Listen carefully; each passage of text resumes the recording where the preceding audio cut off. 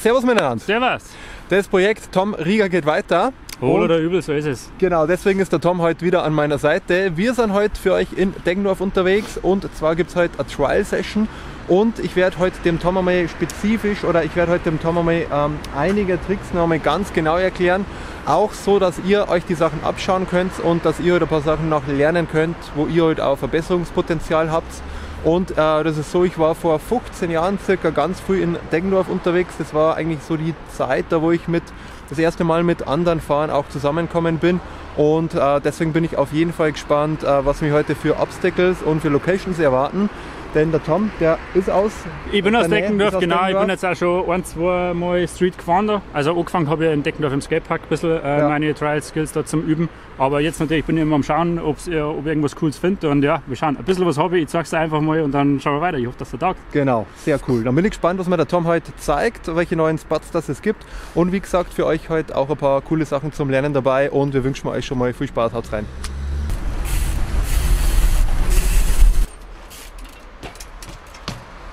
Yes.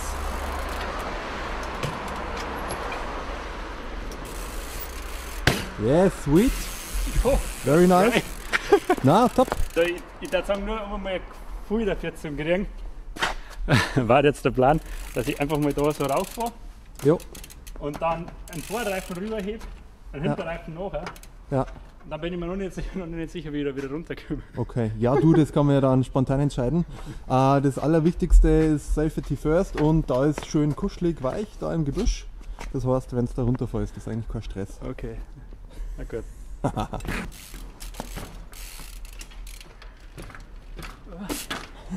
So wackelt, gell? Ja, voll.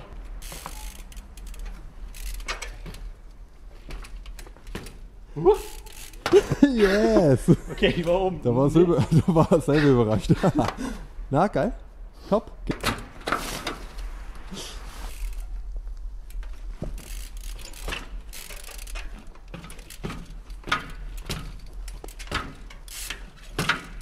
Yes! Oh Gott. Sweet! Super sweet!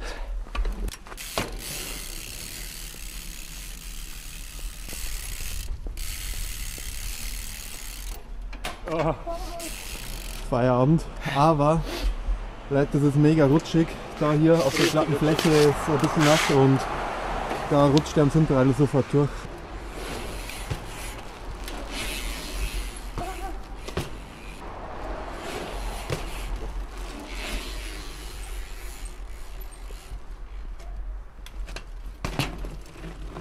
Bist du zufrieden? Wenn du zufrieden bist, bin ich immer zufrieden. Schatz. Okay, sehr schön. Ja, passt.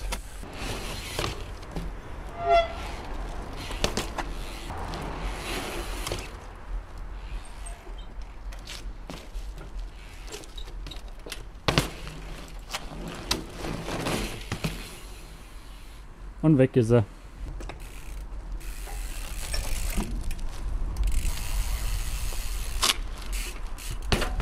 Yes! Ja, Mann. Sweet! Der war nicht schlecht. Der war schön. Schön, richtig schön. Und der hat sich auch gut angefühlt. Der richtig ist, schön Hinterrad. Von der Belastung her. ja, von der Belastung, genau. Okay, cool. Ja, ist eher guter 1,20 oder so. Ja, Ja, 1,10, 1,15 sowas vielleicht. Bauchnabel. Ich glaube schon, oder? Bauchnabelhöhe. Ja. 8 Paletten. Das sind ist bei die mir. neue Maßeinheit. Ja, bei mir sind 8 Paletten genau auf Bauchnabelhöhe und das sind 1,15 oder 1,18 okay. sowas. Ja. Witzig.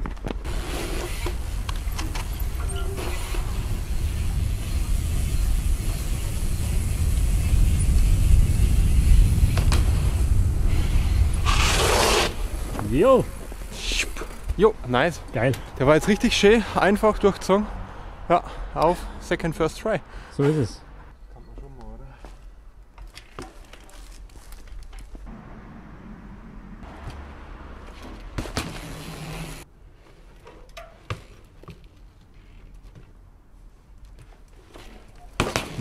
Ja, geil. Jo, nice. Und der war richtig smooth drüber. Ja, Also reine Kopfsache. mal wieder. Und ja, so wie immer.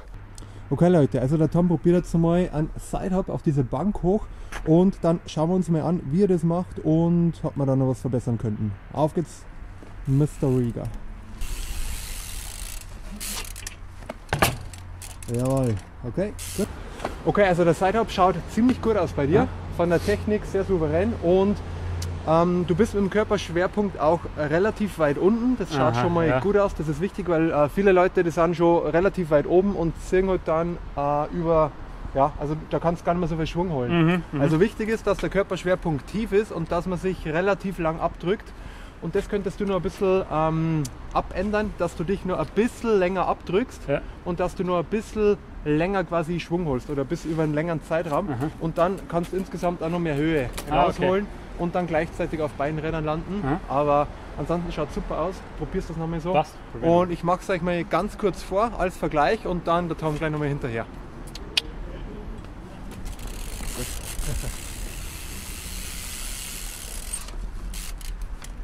Ja, der war schon deutlich besser. Ja, schon, gell? Hast du das gemerkt? Ja. Du hast also da viel mehr Zeit gehabt. Genau, ich weiß, was du meinst. Jetzt brauche ich wahrscheinlich noch ein paar Versuche, einfach bis ich es irgendwie verinnerlicht habe. Du ganz klar, aber von der Technik, glaube ich, hat es ein bisschen geschnackelt. Stimmt. Und wie gesagt, schaut insgesamt schon super aus, aber auf beiden Rädern landen schaut dann insgesamt noch ein bisschen sicherer aus und so weiter. Ja. Okay, der Tom hat jetzt das Problem, dass er, wie gesagt, immer übers Vorderradl zirkt und das schwer rauskriegt. Eine Kontrastübung wäre jetzt folgende, dass du dich einmal aufs Hinterradl stellst und ein bisschen eine kleinere Kante versuchst, nur aufs Hinterradl zu springen. Dann hast du den Kontrast Vorderradl, Hinterradl und dann schaust du einfach mal, dass du das zusammenfüllen kannst, einen Durchschnitt und auf beiden Rädern landen. Dann schauen wir uns mal den Backwheel Hub vom Tom an und Backwheel Hub ist auf dem Hinterrad stehen bzw. auf dem Hinterrad springen. Und da gibt es auch einen ganz coolen Trick, den würde ich euch nur kurz zeigen. Und jetzt schauen wir uns erstmal an, wie der Tom sich auf dem Hinterrad fühlt. Jawohl. Jo. Okay, schaut soweit sehr gut aus. Das einzige Problem, das du jetzt hast, ist, dass du nicht auf den Punkt balancierst, sondern immer so ein bisschen eine Rückenlage hast. Also rückwärts tue ich mich viel leichter, wo ich mittlerweile schon auch kann, ist, dass ich nach vorn gehe. Ja. Aber am einfachsten ist irgendwie rückwärts. Genau. Okay, dass man nach hinten springt, das geht ganz vielen Leuten so, weil das Problem ist, dass das nach vorne springen relativ schwierig ist, weil was muss man machen? Man muss Brems kurz aufmachen, kurz einen Pedal-Kick geben und dann nach vorn wegspringen und das ist halt relativ schwer und deswegen hat man eher so den Drall dazu nach hinten zum Springen. Genau. Dann zeige ich euch mal einen Trick, wie ihr den Backwheel Hub erlernen könnt oder das ist schon mal eine ziemlich gute Hilfe, damit ihr einfach mehr Gespür für einen Balancepunkt bekommt. Einfach aufs Radl drauf gehen und ganz wichtig ist jetzt, dass ihr die hintere Bremse zieht. Und ich hebe den Tom jetzt mal in die Backwheel-Position hoch und damit einfach mal ein Gespür für diesen Balancepunkt bekommt. Und wichtig ist auch, dass ihr ein bisschen Kraftausdauer bekommt, weil die ganzen Sachen sind relativ anstrengend und was wird beansprucht, wenn ich jetzt so auf dem Radl stehe, das ist vor allem Oberschenkelmuskulatur, Rücken, Arme und Schulterbereich und das geht richtig in die Arme und auch auf den Rücken und auf die Beine. Und deswegen macht es Sinn, dass ihr diese Übung auch über ein bisschen einen längeren Zeitraum mal probiert. Das heißt, ruhig mal 10, 20 Sekunden in der Position bleibt. Das ist eine super Kraftausdauerübung für genau den Move. Also einfach hochsteigen, Schokoladenfuß ist vorn und jetzt ganz wichtig, genau, hintere Bremse festgezogen. So, genau. Jetzt kann er ein bisschen in die Hacke gehen, ein bisschen tiefer gehen. Und jetzt kannst du ganz normal auf dem Radl bleiben und jetzt balanciere ich ihn einmal aus. Und jetzt kann ich einmal auslassen. 3, 2, 1, zack.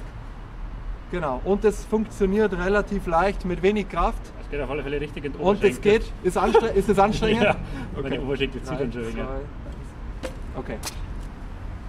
Okay, wie war es vom Feeling her? Ja, eigentlich ganz gut. Es geht richtig auf die Oberschenkel und auf den Arm. Genau. Also einfach nur, wenn man in der Position aushaut und dann, wenn du loslassen hast, dann ab und zu habe ich richtig halt eigentlich gespürt, dass schon der perfekte Punkt gewesen war. Genau. Und diesen Punkt, den musst du kennenlernen und dann so ein bisschen verinnerlichen, genießen. Ja. Und ihr merkt schon, das geht richtig in die Muskulatur. Und der Vorteil ist halt, wenn ihr das länger halten könnt, dann bringt es auch mehr Sicherheit für euch selber. Und dann könnt ihr länger auf dem Hinterradl balancieren. Und die Sprünge, das geht dann irgendwann fließend über. Da müsst ihr natürlich probieren, diese Sprünge umzusetzen. Aber jetzt erstmal als erster Tipp für einen Backwheel Hub diese Übung machen.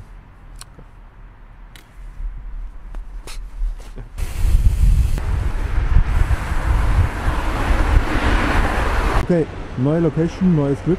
Also Leute, bei solchen Obstacles, da wo ihr auf eine relativ schmale Kante oder auf einen relativ schmalen Balancebalken hochfahrt, so ist eigentlich wichtig, dass ihr einen Lenker möglichst gerade durchzieht, hochzieht und damit ihr halt nicht am Anfang schon ins Schludern kommt und oben halt gleich sauber weiter balanciert, weil wenn ihr am Anfang die Balance verliert, dann ist das schwierig.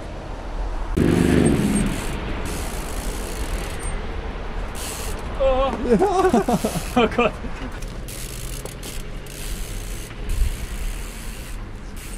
Yes, nice. Wie die Butter. Jo. Sehr souverän, cool. Danke dir. Erste Line können wir mal probieren, einfach manuell drüber, Okay. über das mittlere Teil und dann schaue ich einfach mal weiter, ob wir irgendwie in, Wie du im Flow bist. genau, ob ich vielleicht noch mehr den weiterziehen kann um die Kurven. Perfekt.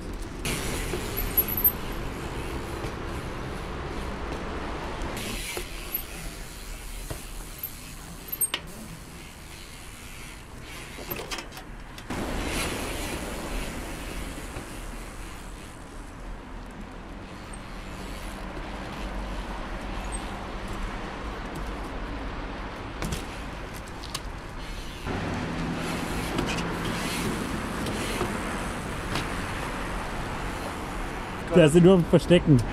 Kann man ja drauf hin. Der Simon hat gerade ein richtig hartes Leben, da muss er nämlich ständig um Kurven laufen. Damit er nicht auf der Genau. Kamera ist. Genau. Das Aber will wir, nämlich keiner sehen.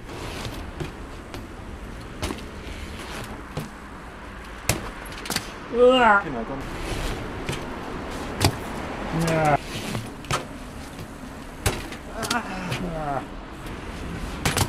muss Ah. Der war's eigentlich, gell?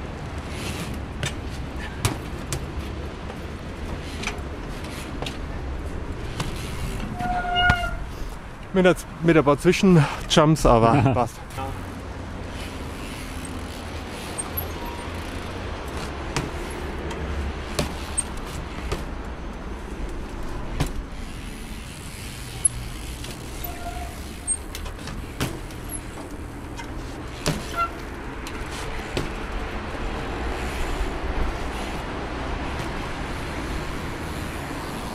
Jawohl. Läuft. Ich habe mir überlegt gerade, What's the plan? rüber balancieren, so wie vorher. Ja. Dann mit dem Vorderreifen da drauf, Ja, geht sich dann genau aus. rüber dran und dann hinten runter.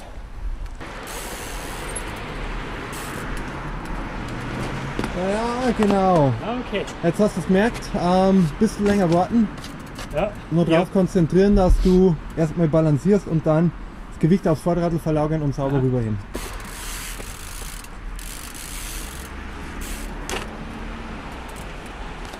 Jawohl, Dann runter. der wär's eigentlich, genau.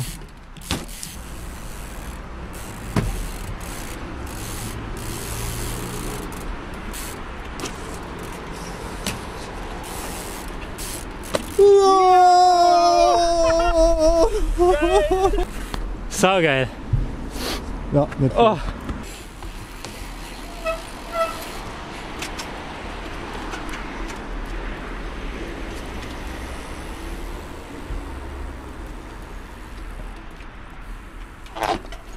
Yes. Nice. Top. Sweet.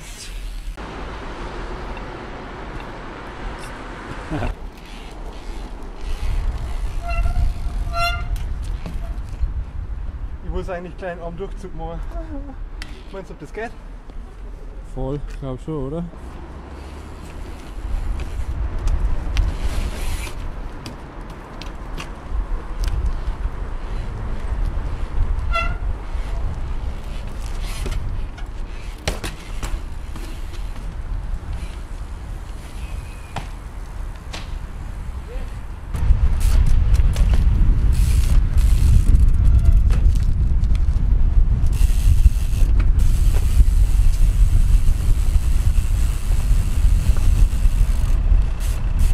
Yes. Yep. And a sweet drop, Mr. Yup. Rieger.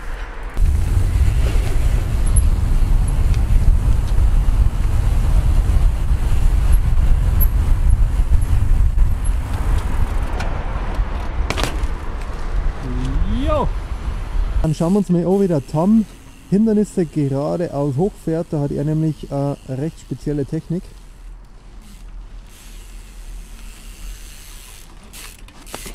Ja, voll, okay.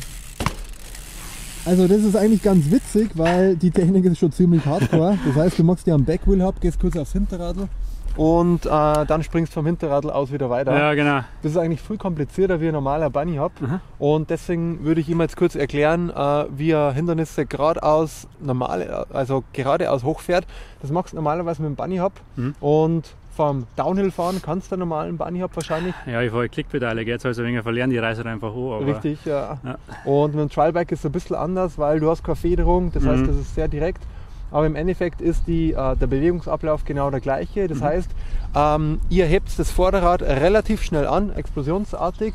Und wenn du dann das Vorderrad auf einer bestimmten Höhe hast oder auf dem höchsten Punkt, kurz vorher drückst du dich schon mit den Füßen wieder ab. Vorhin ähnlich wie beim Side-Hop, relativ schnell abdrücken und dann zieht ihr das Hinterrad nach. Und wie das genau funktioniert, da müsst ihr einfach mal die Tutorials noch mal anschauen von mir, wie man sich in den Pedalen verkeilt. Da kann ich jetzt nicht drauf eingehen, aber gerade einmal, dass man es gesehen hat, jetzt für die Grundtechnik Vorderrad, Hinterrad und dann quasi hochjumpen. Ja. Wäre viel besser wie die Technik, die du jetzt gerade gemacht hast. Okay? Cool. Dann Bunny Hop, First Try. Jawohl. Hat schon richtig gut ausgeschaut. Du kannst jetzt, Geschwindigkeit hat passt soweit. Aha. Du warst jetzt vom Gewicht ein bisschen zu weit vorne. Das heißt, genau, versuch am besten, dass du das Gewicht noch ein bisschen weiter nach hinten verlagerst, damit du auf beiden Rädern landest. Ansonsten hat es top ausgeschaut. Jo, war schon besser. Jawohl, der war richtig schön. Der war richtig geil, auf beiden Radeln gleichzeitig landet.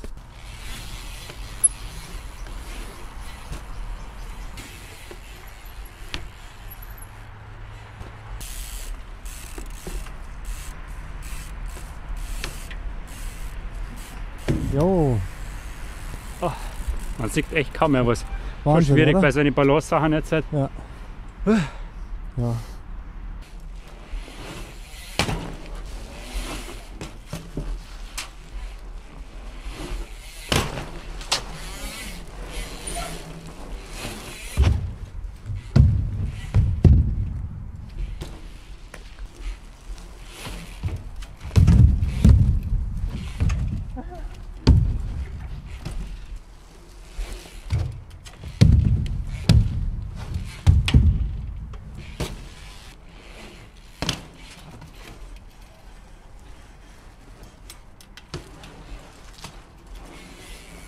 Ja, das war's soweit. Richtig gute Session in Deggendorf geht zu Ende. Mir hat es richtig Spaß gemacht.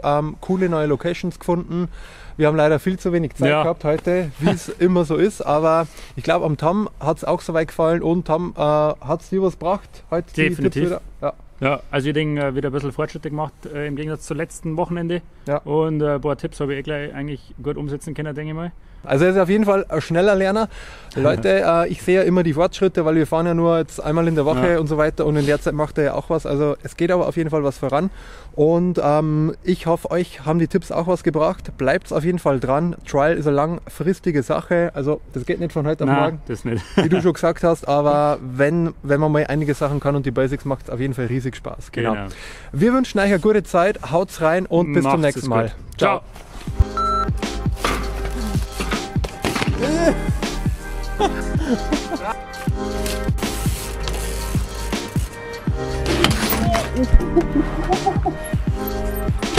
Whoop.